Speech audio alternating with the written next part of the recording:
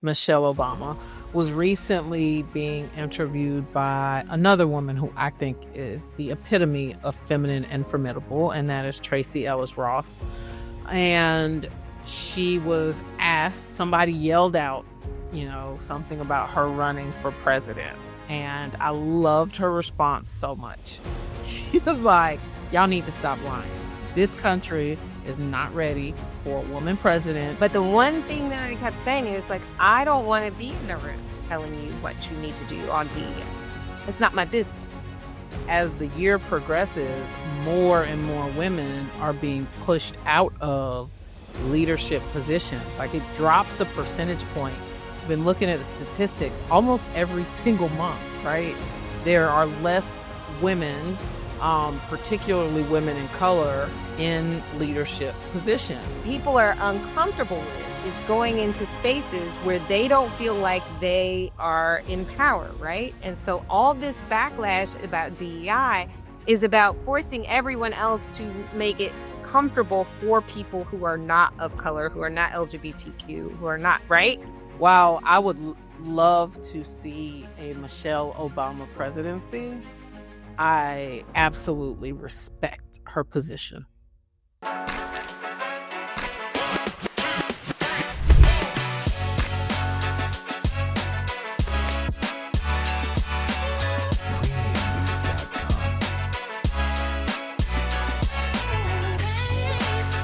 All right, welcome back to the Feminine and Formidable podcast, where we dive into the real issues that affect our lives as women. I'm your host, Sarah Williams. And I'm Cara Fonseca. So tell me, how has your week been going? My week is great, especially today. What happened today? Got my hair back. I see that you got your hair. For the listeners and watchers, I decided, I tried to take a break from the soap. But here's what people have to understand about me. Grew up as a tomboy. I had two brothers, and my mama just decided that she's just gonna roll as if she had three boys. And so, like, I don't know how to do my hair like that. And so, but I was like, oh, I'm gonna take a break, from the sewing and let my scalp rest. And dude, I was texting Brianna, like, not even 24 hours in, making an appointment. But, I think that's funny because there's like two ways you can go. Because like my mama couldn't do her. She didn't know how. She was not good at it. And so there's two ways you can go. One way is you could be busted. And the other way is you can learn how to do your own hair. And I chose to learn how to do my own hair. So like I'm not as good as a stylist, but I can wash my own hair and I can, if something goes down, like I can make it through. So, but no. Huh? Everybody has their ministry. Hair is not my ministry. I think you look great. And so the problem is, this is the problem. And, those of us who augment, the problem is that when you have the augmentation in your hair, you get augmentation eyes. And so your normal natural hair, which is perfectly fine, does not feel fine. Yeah, it feels too thin. It does. That's all. That's right. And I have at this point grown out my hair relaxer because we all know the issues with hair relaxers, and so I've got some real stuff up in here. That is difficult to tame. It is on it. I saw your hair. Because, the mistake I made, I put too much oil on it, and so then it was like too heavy. Anyway, yeah. Then like I remember in our popular right now, Weave Yet has hit TikTok. Listen, okay, I did not know. So two things came out of this. This was really interesting. So for those of you who don't know, there is a creator called Not Famous, and she's a young, really chipper girl, and she went to go get her hair done at this salon called Habit Salon. I think it's in LA. And she paid $4,000 for a sew-in. $4,000 for a sew-in. And when she came back, she kind of knew going in that she was gonna pay like I think $2,000. But like while she was there, like she brought her own hair and they were like, no, we can't use the hair. You have to use our hair. Look, we can't guarantee the results unless you use our hair. So that like doubled the price essentially. And so, but when she did it, she had this charge. She posted the receipt and she had this charge called Hair by Chrissy. So Chrissy is the owner of the salon.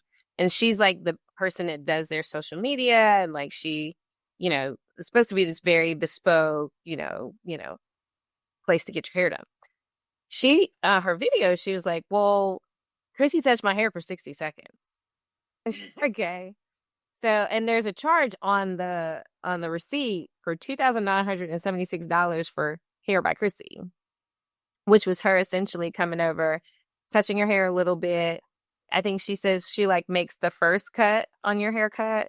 She told them what to mix, when they were mixing the color, and that was about it. So then she posts $4,000. Yeah. So then she posts it, right? She posts her thing, and she wasn't like slamming them. She was just basically saying, if you're gonna go get this service, like understand that if you're not a creator, you're gonna pay a lot of money, and you're not gonna have her be doing your hair. So if that's what your expectation is, you need to, do that. She really wasn't clowning her, but I will tell you, the blend on that weed was not amazing. Like it was not blending like it should have blended. And so she, for what she paid, as a weave connoisseur, you know, like when the blend ain't right, like you just sitting, your hair is just sitting like right on top. That's not what it's supposed to look like. So she posted the thing, and then within hours, instead of saying, hey, we want to make it right, or I'm sorry you misunderstood, this, that, and the other, she starts posting, the Hair by Chrissy girl starts posting all the post after post after post of other people getting their hair done, and then captioning it 4K hair. And then starting to clown the girl, saying, well, if you couldn't afford it, you couldn't afford it. They made merch, 4K hair merch, is bad. Like it's all over. There's like parody. Really, she could afford it because she paid me, right? It's just like, let's not tell Brianna about that 4K though. I did. I saw her after you saw her, and we talked. Yeah. So you know what? But this is the other thing too. I think it's cultural, because one, they don't call it weave; they call it augmentation. It's not augmentation. They have another name. They won't call it a weave or a sew-in, which is like, I know this to be. And then it's just the robbery, like to move up her extensions, the base price to just move your extensions up, just maintenance, not $100. $100. This is the thing, because I'm a professional. You're a professional. I charge for my services, right? And also I have to like submit things to the court to say what the price of my services will be, because sometimes I get fee awards in my case. Mm-hmm. And so I never begrudge someone saying, this is the value of my time. This is the value of my service. This is the value I will offer you, right? If you pay me this premium price, this is what you get. Like, and I cannot knock anyone's hustle if they are clearly disclosing what it is that they want, to be paid to do the work that they do. And then you have a choice. Like, if I want Hair by Chrissy, then I'm gonna pay Hair by Chrissy's price. And if I don't want Hair by Chrissy, or if my budget requires me to get something else, then I'll pay that other thing. And then also, if I pay $4,000 for Hair by Chrissy and it don't blend, we need to talk. We need to talk, right? Like, and so the response to that critique, which it was a respectful critique, is I think where she goes wrong. I'm gonna have to check that out. I will say that you make me thankful for Brianna, and don't go giving her ideas. See, it is folks like you who start giving folks ideas, and then when our girl heads to LA, it charges like $1,500, and people are like, and it's blended, And we're sitting here, and Sarah's stuck trying to flat iron and high comb her own hair. Like, I'm rolling out to your house, and we're gonna have a Detroit Tallahassee brawl. Oh, listen, that needs to be a hill we're gonna die on one day. Figure out who's gonna win in the fight between Detroit and Tallahassee, because I don't know, it might be a tough. On any given day. All right, how are you? We are in the holiday season. So, how are you taking your cape off during this season? Not yet. Not yet. Like so I'm working this week, and actually I'm in Thanksgiving Day meal planning. Like, I need to start ordering my stuff for next week. So, because one thing I do not take my cape off about is I cook Thanksgiving dinner. I am the one. It is me. And you ain't got to bring nothing. You can bring a drink. You can bring some cups. I make Thanksgiving dinner. So I have to, this is a week where I have to like sit down and think about what the menu is going to be. So, okay. Well, we're going to talk about some Thanksgiving hills we're dying on at the end. I stay tuned for that, because it is a foundational Thanksgiving Southern discussion. And I think it's Southern. I think it's not just Southern, it's just Black. Yeah, I mean, because the Great Migration, we're on Southern by extension. Like, my grandparents were from South Carolina, so but I'm definitely a Midwesterner. Well, I am taking my cape off by being more intentional about protecting the time I need for like joy and enjoying friends. I feel like over the past few years, my schedule has been so packed with everything else that I haven't like gone out to dinner with friends just because. And so I am trying to do better about just saying, hey, not with the kids, like, let's do something, just moms, just the girls, trying to do better about like scheduling lunch with people, because I tend to just either eat something quick at the office or order DoorDash. But I'm trying to do better about like scheduling time to reconnect with my friends. Oh my God. See, this is another hill we probably could have died on, but I eat out lunch every day. I don't want to bring nothing. Yeah. Even when I work from home. Okay. Even when I work from home, I get up and I go somewhere and get me something to eat, and I come back. You know what? For me, it's the time. Because I've been trying to work out in the morning and like eat a healthy breakfast. So I don't get to work until like 9:30, 10, 10:30. And then with these West Coast folks, sometimes I have meetings scheduled at like 6. And so I've tried to like adjust my schedule. You know what I mean?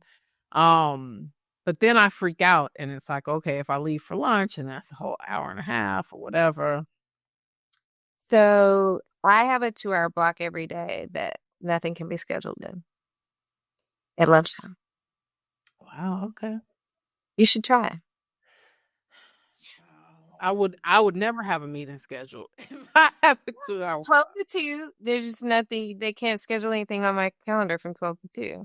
And because that gives me, so whatever I have my 11, if it runs over to 12:30, right, which is something that might happen, we're good. I still had an hour and a half to go get myself something, decompress, come back.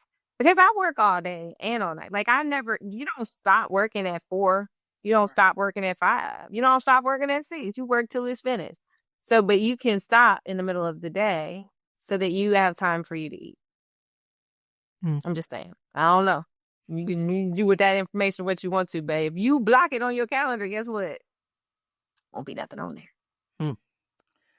So let's talk about our subject for this episode, which is our forever First Lady.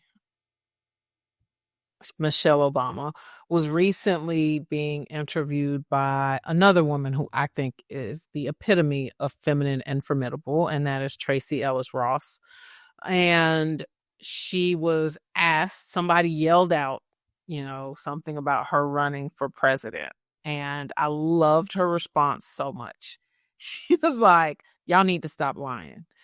This country is not ready for a woman president. You have shown us that repeatedly. So y'all aren't about to waste my time. And I was like, oh, man, I think she's right. But then also, um, you take that, and I think the current landscape for women professionals, and particularly women in leadership, and kind of backtracking of DEI efforts. And so that's what we are talking about today. Well, and we're like, you know what I spoke on last week in Denver? DEI. That's why you big. It's my favorite topic. It's this is the interesting thing about this, right? Like the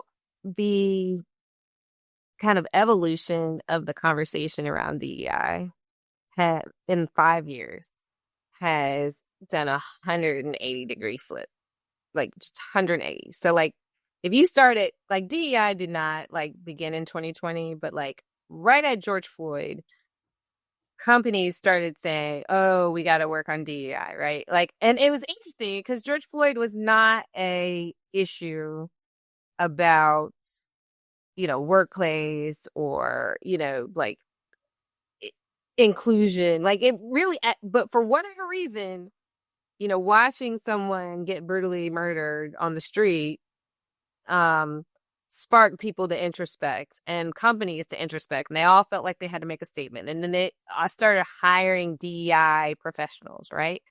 And so then it changes, right? Like over time, now DEI becomes a bad word. It's very interesting to me that DEI could be a bad word. It's diversity, equity, and inclusion. So to say that they're anti-DEI is really an interesting thing to be said, right? That Right. I'm against diversity, I'm against equity, and I'm against inclusion. Those are interesting statements to make. One of my partners, Danielle Mason, made a great point, and I've been trying to incorporate this when having these discussions. I am not abbreviating. Like if we're going to talk about it, we are going to say the whole thing. And so I am going to say diversity, equity, and inclusion. And when I ask you if we have a commitment to diversity, equity, and inclusion, I want you to be confronted with those three words versus like I think it's real easy. DEI has been turned into something else, right? And it has been like co-opted that I think that it's real easy to undermine the impact of those three words when you just abbreviate them. But when you make people confront the fact that you are anti diversity, equity, and inclusion, that's a different thing. And sometimes I think that we kind of like with woke, like woke had a meaning and then it was co-opted by the right wing, but then we took on how they have changed and modified the meaning of this term versus standing in we know what it meant. It was our word. Well, it's CRT, you got critical race theory, you got woke, but what it really talks about, and people don't often really kind of step back and think about like why is this happening now? And the reality is this about the census. It's about the changes that are happening in this country right now. And here's the reality. 2040, white people become a minority group. They're not the smallest minority, but they become a minority group. So that's one thing, right? Two, you have the lowest educational attainment happening right now being among young men, particularly, right? Mm-hmm. So you got a feeling probably that they're losing power from a number standpoint. Also, not being as academically advanced as a lot of folks who are coming in. Who has the highest educational attainment in the country? Black women, right? So women outnumber men in college now. Right. and Black women are getting the most degrees, right? And so what has to happen just based on numbers as, you know, the boomers begin to are probably getting almost all out of the workforce. Gen X, my generation, is now starting to age out of the workforce, right? I'm at the end. I'm a young Gen X, but I am Gen X. They're starting to age out, right? Folks who are Gen X are now eligible for retirement, some. And so who's coming up below? Women, minorities, right? And so when people are talking about diversity, equity, and inclusion being something they're concerned about, I'm not so sure it's the concern is about having a meeting where we talk about, like, you know, what our cultures are like. I think this is a recognition of a lack of the structural power, that just simple numbers are going to decrease over time. And so that loss of structural power is uncomfortable. And Except that the loss of structural power is not actually being realized, right? Like as the year progresses, more and more women are being pushed out of leadership positions. Like it drops a percentage point. I've been looking at the statistics almost every single month, right?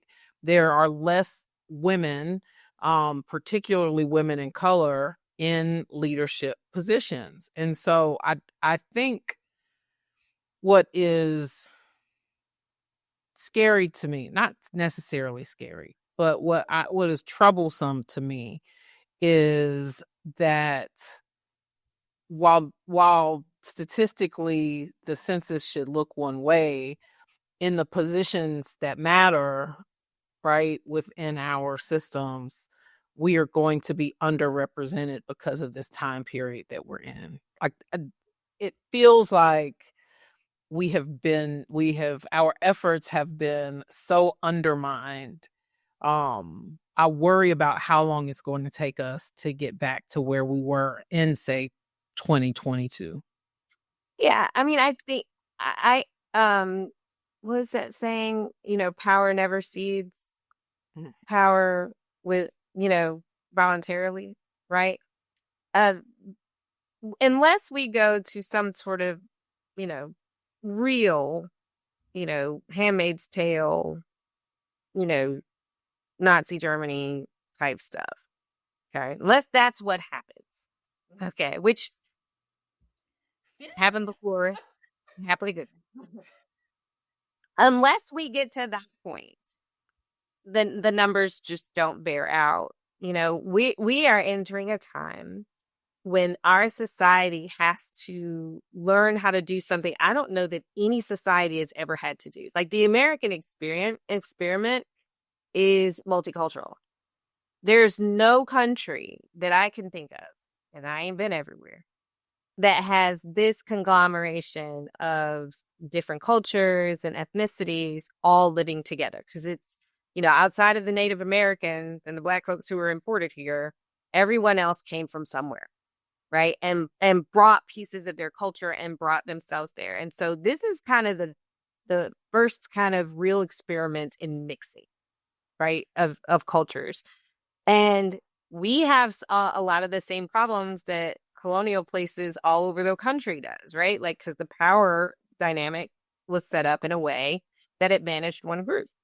And so now, as that group becomes a minority, that group has to learn how to get along with all the other folks who are here. And so I think we see this in the anti-immigrant stuff. Like they're saying the quiet part out loud. Like they're saying the immigrants are taking jobs, right? They're saying the immigrants are taking your house. They're saying, and these are things that, you know, if you go back 80 years, sounds very familiar to what they said the Jews were doing, right? But we're not, you know, is tripped out. It's weird to me that no one is like thinking about like how similar this sounds to other times when there have been genocide, there's been ethnic cleansing, and like people just kind of let this low hum of a, you know, boiling point kind of, you know, yeah. Oh, you know, we're just talking about border security. Okay. So that's why we have to deport 3,000 people a day? What? They didn't all come over the border. Lots of people fly. Like, this is not oh, it's the criminals. But then we see people getting snatched out of their cars and they're not criminals and they're not even, you know, they're not even non-naturalized citizens, right? And so, in fact, the Thai place down the road got raided by ICE. You know, I had to stop looking at the comments. Here's a question though, in terms of women in leadership, right? There are countries, right? The UK has had years of history of having women in leadership positions, prime ministers, right? What is it about our country that we have in 2025 clearly sent a message repeatedly that we do not, as a country, want to be led by a woman? Because I think Michelle Obama's right. I do think that based on the prior elections that we've had for president, right? We are not ready to be led by a woman. I mean, the fact that Virginia just elected its first female governor should be shocking to all of us, but it's not. Like, we're still celebrating first by so many women, and I think that it is going to, instead of being in a place where we should be seeing more women in leadership, I feel like the current atmosphere with diversity, equity, and inclusion is actually going to prove the opposite. So, as the resident, not very religious person at all person, I actually think it's about evangelicalism. I think that the countries that we see where this has happened are a lot more secular than we are. And so, again, I still think we're sort of working out a lot of these issues about the power dynamic between men and women, right?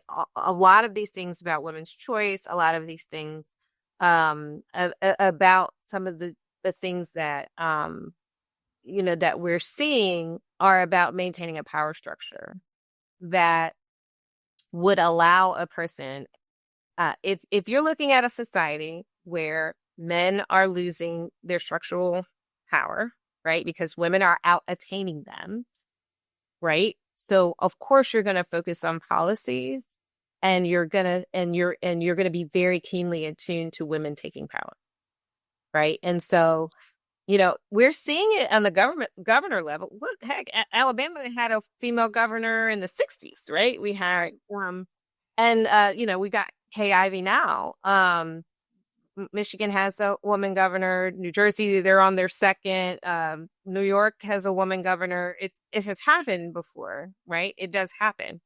And women get elected at other, local and state races. So that's happening, right? But I think there's something different about the president. And just as there was something different about the presidency when it came to race, I think there's just something different about it. And the idea of the commander in chief being a woman, I think, is very difficult for some men too, and some women.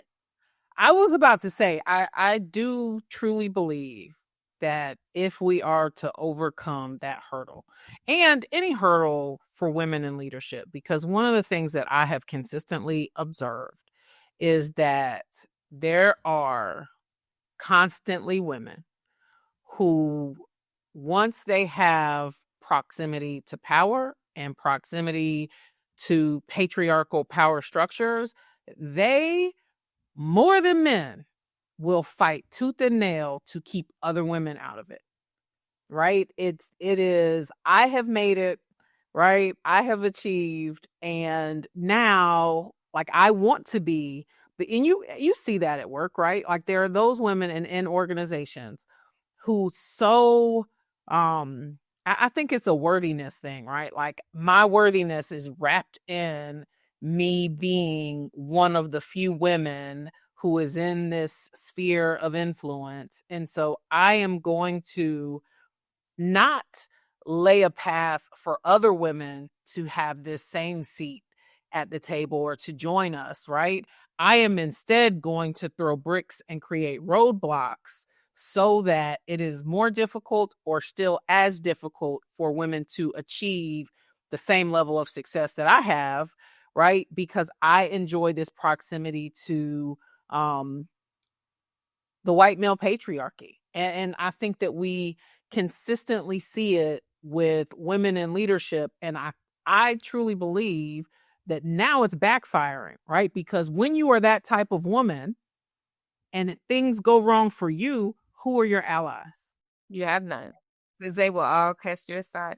So, I mean, I think you can even take this, like, there is a pick me culture, right? It's not just with women, it is with men too. So you look, I mean, there is a social hierarchy in this country, and, you know, if, men of color see themselves closer to white men, they will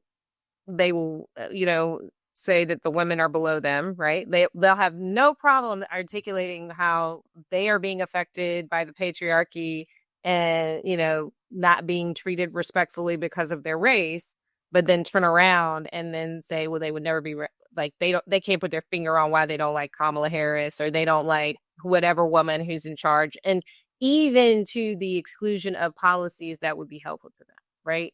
And so that proximity to the power structure that is there currently is more important to people than sometimes the policies that would actually help them. And that's why we're seeing this with all these people with the tariffs, and how their companies are being, completely decimated because they can't afford the things. You're seeing this with people of color who supported Donald Trump and then saw their family members, deported or detained when they shouldn't have been. And now you're like, huh, it seems to me that the lady over here who was saying this is probably not the way we should do it, it would have been nice to listen to her. But it's very clear, I think, that, this country does not want to have a woman as its leader yet. Now, do we have to wait until it's in a ditch, right? Is it like cool once they crash everything for a woman to come clean it up? Maybe. You know what the MO is. That's when they want to bring a black woman in. Right. And The statistics show that like we tend to be brought in to failing corporations, and then you get them off their feet, and then you're out the door, right? I yes, I would not be shocked. And here's what I do love about Michelle Obama. She is like, I ain't it, right? Like, y'all are not going to serve me up on the sacrificial altar of, running for anything, when what has clearly been shown based on the actions of the populace is that this isn't what y'all want. And so I'm not going to put myself out there. Why would you do it? And this is as a person who I feel like I've been through it, right? Like when the county needed, to put together a public defender's office, there was a woman who came with a plan, and she implemented the plan, and then she did the things that she said she was going to go do, and she created this really great team, and she did all these things, and it was really nice until they had to realize that woman put those things together, and she created that team, and then they were doing the things that she said she would do, and so they had to let it go. And then what did they do? They put a man in charge, and you know what he's doing? He's running the plan that I put there. Right. I mean, I loved him, I hired him, but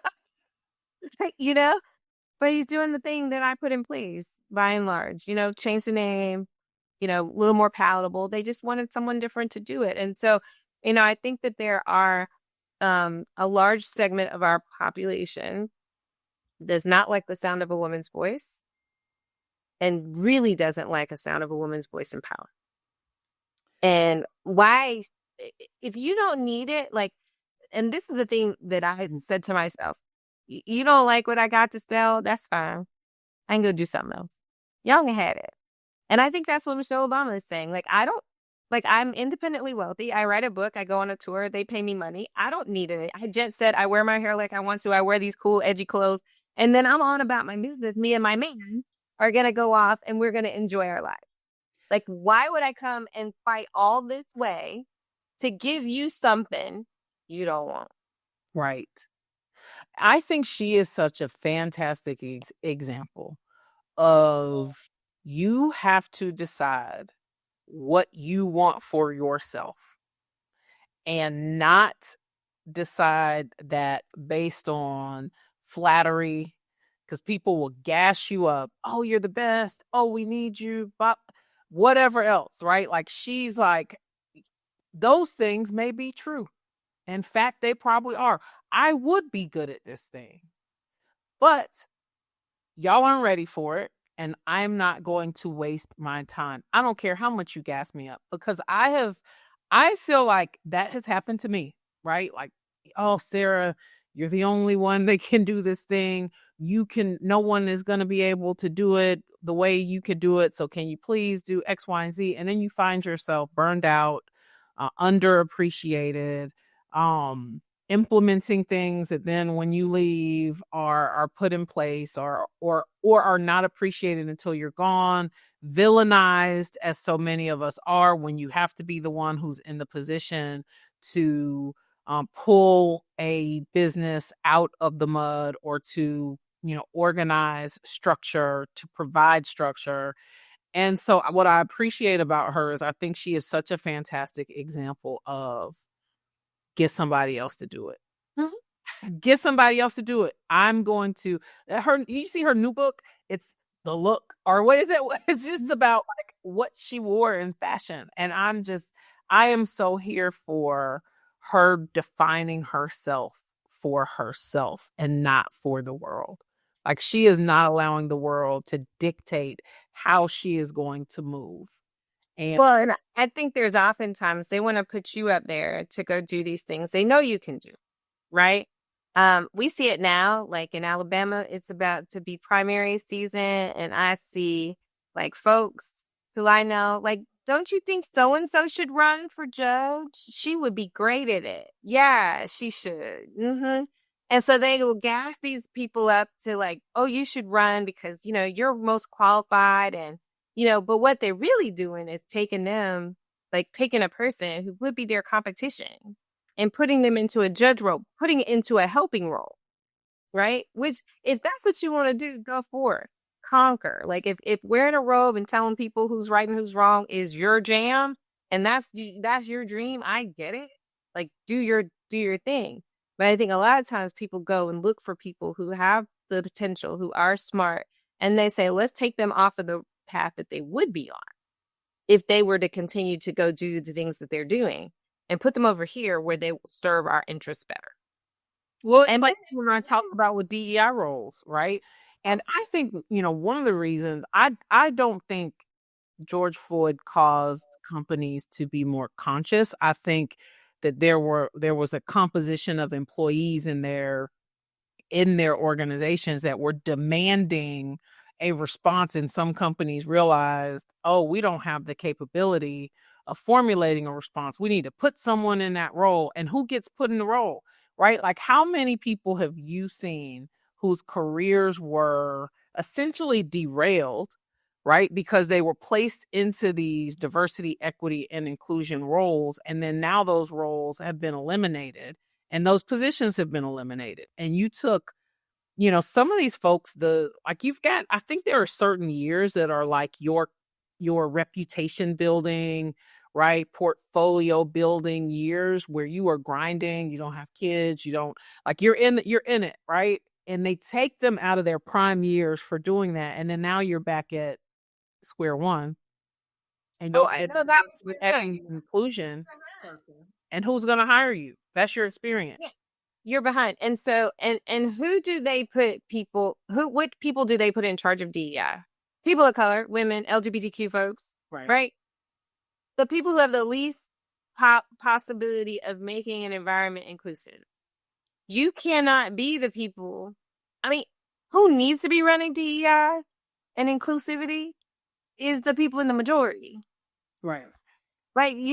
And I hate to say that, right? Like, I want people to get good jobs and do all these other things. But like, really what I really want to see is an actual commitment to making every person in the organization feel like they can bring their whole self to work. That's it. And that includes white people. And that includes men. Mm. It includes everyone. And the only way you're not going to get that by putting all the marginalized people in a room together so they can talk about, how they feel about being at work, right? You're going to do that by having people who are in the majority, people who have power, figure out what they are willing to do to make the environment one where they feel safe, and the other people who are also there who don't look like them also feel safe. There's no DEI initiative without a sponsor who cares and a sponsor who has the power to implement change matters. The rest of it is just, it's a potluck. It ain't nothing but a potluck. One thing that I think is important, especially, some of the people who have reached out, who listen to us, are younger professionals who are in that real like growth phase that I was just talking about. And one thing that I have stopped doing, because I noticed this, I'm on enough committees that plan conferences and get asked to speak enough. You cannot and do not get stuck being the diversity, equity, and inclusion speaker, right? If you are a lawyer, right, the purpose of being able, unless you're an employment lawyer, and DEI, diversity, equity, inclusion is an issue, right? You are representing people on those cases, but I'm a personal injury lawyer, right? I do trucking primarily, medical malpractice. Diversity, equity, inclusion ain't run nobody over or left a scalpel in anybody or did the wrong surgery, and so, or cross-examined anyone. And so what happens is, and I've been asked before, and I finally got to the point where I felt confident to say, no, if I am going to take my time out and spend money and fly to this conference and prepare a slide deck and not be at work, then I am going to speak on something that displays my skill set that can ultimately get me business. Do not ask me to speak. First of all, I'm not a diversity, equity, and inclusion expert, right? I'm just a Black woman who's out here working, living life, And so if you really, truly want to provide value to your conference attendees, then one, you will have a professional. But the last time I got asked, I sent an email and I said, I have gone through and looked at the law firms of the individuals who are in leadership in this organization. There is not a single woman or person of color who works at any of those law firms.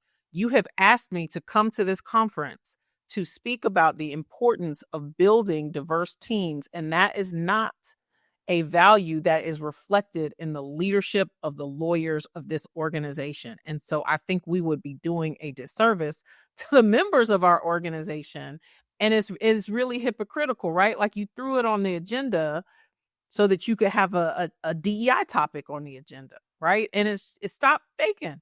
But if you are going to fake, I am not going to join in the craziness. And I feel like a lot of professionals, when they're looking to fill topics so they can say they have a diverse conference, they stick you in the, soft skills category. And that is not the thing that's going to have someone going, oh, I need to refer this case to you, or I need to hire you for this business. It's so interesting that you say that, because they just go speak on DEI. Of course, it is a part of my practice area. There's been a lot of law around DEI in the last year.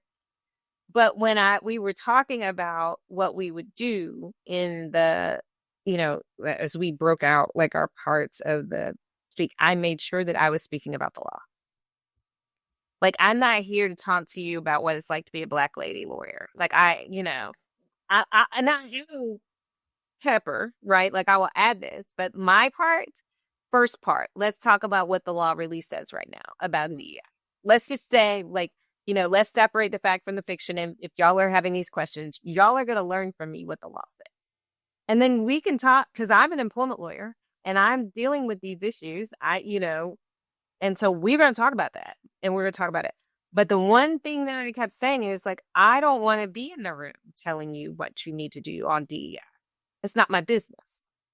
This really has nothing to do with me. And also, if in 2025 you don't know, you didn't care to know. Like, if you've gotten this far in the game and you got through 2020 to this year, and you're like, I'm not diverse. I don't have a diverse organization. You don't want one. And so No. just move accordingly. Right? Well, and being the part about this is I think people keep missing is that DEI is for white people. Like what people are uncomfortable with is going into spaces where they don't feel like they are in power, right? And so all this backlash about DEI is about forcing everyone else to make it comfortable for people who are not of color, who are not LGBTQ, who are not, right? Instead, thinking about how can I join into this process and so that my feelings, my background, my is a part of the conversation. Right. And because it's not going to stay there. Like they can't deport enough people. They can't, they can't force us out of all of our jobs like that the economy we've seen, the economy does not work. Our country is diverse. Right. And so now, what we really need to do is focus on making the people who were once in the majority, who are now about to be in the minority, help them learn how to get along in a society that wasn't made to cater to them. Out, if they're willing, right? And so, one, we have to stop thinking about things as a zero-sum game. Have to stop thinking about everything as zero-sum. If you have to report to a Black person, it doesn't mean that you've been demoted, right? If you have to, be cognizant of what you say to LGBTQ folks or respect someone's pronouns, that's okay, right? They're respecting your pronouns, right? It is so funny because there was a exchange in I think it was like a city council or a state house thing where this man had brought up this legislation to where you could only use, the pronouns people were associated with at birth, or you couldn't be required to call somebody the pronouns that they wanted you to call them. Right. Right. And so, okay, great. I'm going to address you based on the way your legislation has required us to do. And so I'm going to call you ma'am. I'm going to call you she. And he's like, you want to be he? But I don't have to abide by your request. Right. And so, and so it's just kind of like getting people to see that these laws, Title VII, 1981, all of these exist not just for the minorities of today, right? They exist for the minorities of tomorrow. I find them cases when white people have been discriminated against. The law works for them too. It does. So, anyway, I talk about that for a while. But I know we look at Michelle and her reclamation of her own agency. It's like, and I am, I'm not Gen X, but I'm in the age where I feel like we are in the age of living for self-fulfillment and not, to satisfy the gaze of others of the public, right? Is the self-determination is the word that I'm looking for. And so while I would love to see a Michelle Obama presidency, I absolutely respect her position. Yeah, I don't see why anybody would subject themselves to even more of the rage-inducing misogyny that she has endured for the time that she has been in the public eye. Like, why? Like, absolutely, she did. Yeah, I agree. Like, it is and it's not even a good job. It's not a good job. It's not. I question the sanity of people who want to be president. Sorry, Barack. We love you. Listen, it's a special breed of cat, as my mama would say. You got to be a special breed of cat to want that. People trying to shoot you. Everybody calling you this. They digging up all your stuff. You can't be by yourself ever. You got to have people trailer. Ever. No, I'm good. All right, let's help people spend some money and get into stuff we're loving, which this is such a I love the holiday season. Like I'd sent some of my friends a text about all the stupid stuff I've been buying on TikTok Shop. What are you loving right now? I did not buy this off the TikTok shop, but I'll be in the TikTok shop. I know you got me in the TikTok Shop. It's so weird. Bad for I y'all. was talking to Sydney as I was like a little while ago, and I was like, I'll be buying so much stuff online. I don't even know what this box is about. Let's open it. It's gonna be like a surprise. It's gonna be a okay. I did not buy this from the TikTok shop. Hold on, I have to. You gotta do these. Yeah. Let me see if you can see the. There we go. Now we're in focus. Okay, I did see this first on TikTok. Did I tell you I was on my journey of learning how to do makeup? Mm-hmm. Like as a 50-year-old almost person, I've dedicated myself this year to not walking into my 50th year not knowing how to put on makeup. So, part of this skin prep. Did you know this? It's all about the prep. You cannot start with just foundation or serum or whatever. You gotta moisturize first, especially for people like me. I have painfully dry skin, so I need to moisturize. I need like it. Yeah, and my face just sucks up makeup because my skin is so dry. So what I started now, I start with a milky toner, and then I follow up with these Thirst Burst drops. And I got my makeup done today by a makeup artist, and she was like, "What have you done to change your skin?" And you were like, yes. I was like, she was like, the makeup is just going on so much smoother. I was like, yeah, it's not sucking it up because it's moisturized. I am the exact opposite. Like, I'm so oily. All right. So I am gearing up for a lot of travel so I've been laying out Q1, Q2 of next year. And what I love about the holiday season is that there are a lot of skincare companies that will sell the miniature and like the discovery sets. And so I will try to Sephora sale just happened, Ulta sale is going on. So I try to buy the mini skincare during these sales so that I have it when I'm traveling. And so I found, I love the Korean skincare, Anua, this little mini, the cleansing oil, and then the cleansing foam and sunscreen, and the serums, mini serum. So I can pop these in here, and I've got all my skincare in one little bag because I'm also joining Team Carry On. Yeah, we talked last time. You can do it. I'm trying out a new carry-on suitcase that our girl Lauren Wood recommended. And so maybe our next episode I will have a review of that. Maybe it'll be stuff I'm loving. I'm excited for you, girl. The carry-on life is what it's about.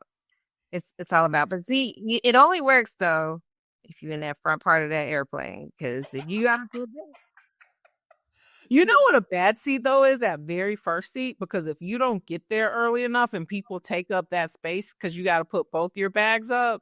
Yep. Yes. Other thing I'm struggling with is finding, like, I don't have a purse that I can stick into my backpack. Like, I don't have a purse that's small enough, and I don't have. If you're looking for Christmas gifts for your girl, anyone who's listening, I don't have a large enough wristlet that can act as a purse that I could stick in my backpack. So that I'm trying to say it loud so my family might hear. What I need is like an envelope wristlet. You know what I mean? So I don't wristlet, but I do have the Lululemon bag. But it's kind of ripstop like Lululemon. It's about this big. Like the fanny pack bag? It's a crossbody, but it's the size of a fanny pack. Okay. Yeah, it's a crossbody.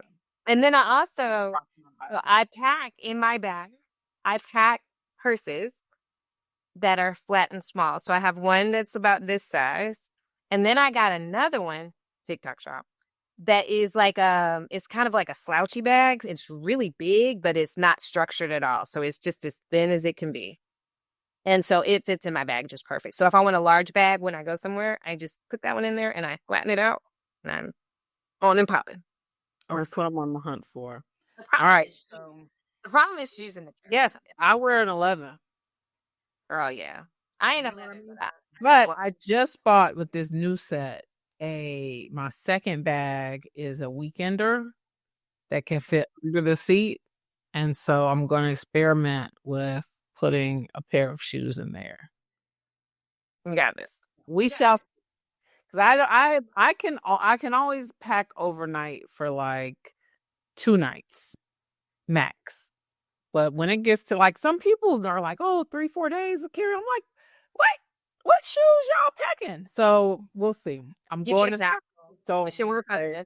You need a capsule, but I do have a capsule, dude. It's the shoes. It's the shoes. So and if I want to pack workout clothes, it's really that, like having to pack the tennis shoes for that. So anyway, I have a plan for this week, and I will report back to you all next episode. But now we have to turn our attention to a very important segment. This may be the most important hill we're dying on that we have ever done, because I have learned, y'all, some things about this woman I call my friend. So we're talking about macaroni and cheese. yeah. And as some of you know, most recipes for macaroni and cheese call for a certain component. It is the egg.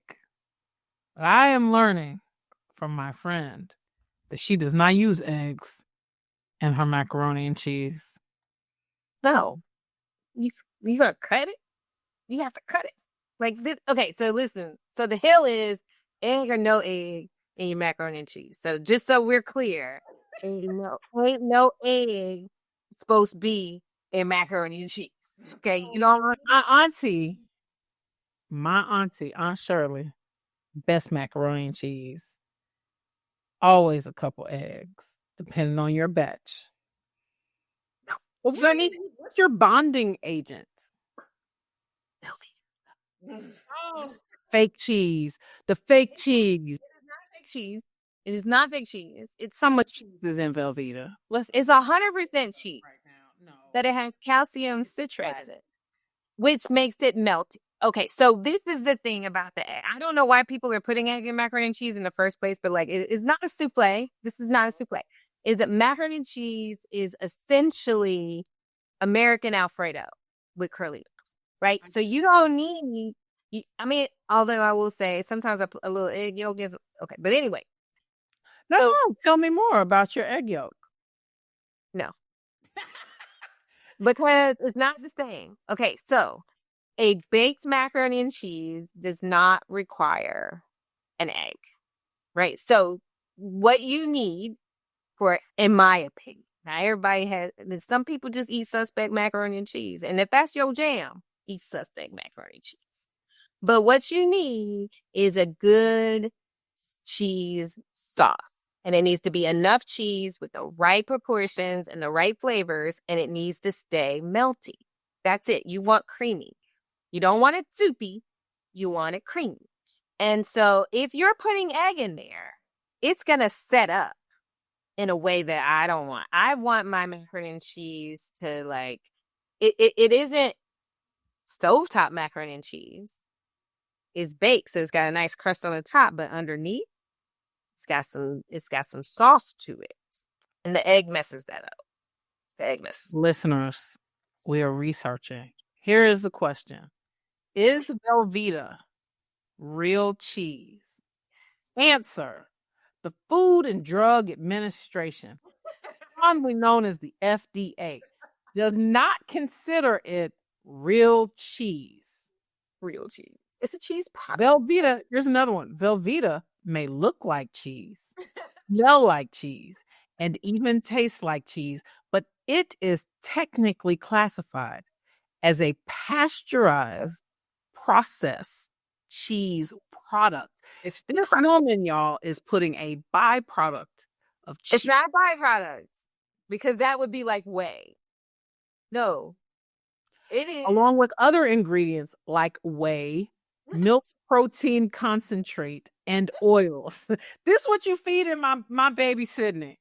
Yes. And my homie Omar. It's not the only cheese. So just to be clear, Velveeta is a binder. So like in a Thanksgiving amount of macaroni and cheese, I might have 4 ounces of Velveeta. That's it. It's not for flavor. It's just for meltiness. And it takes the other cheeses, very expensive cheeses. Like I go over to the Whole Foods and I get Fontal and I get smoked Gouda and I get like Gruyere. Okay. All right. Now I get it. Yeah, Because this you got gentrified macaroni and cheese. This ain't Detroit macaroni and cheese. They not putting Gruyere and smoked Gouda in macaroni and cheese in Detroit. it started in Detroit.